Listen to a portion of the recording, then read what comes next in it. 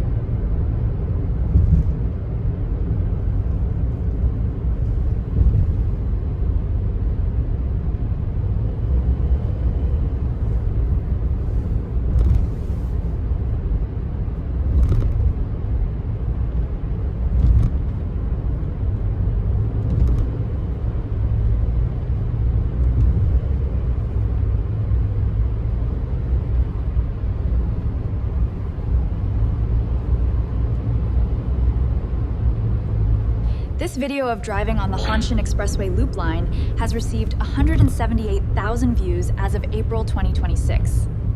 From now on, we will be delivering videos shot with the DJI Osmo Pocket 3, so we hope you will continue to use this channel.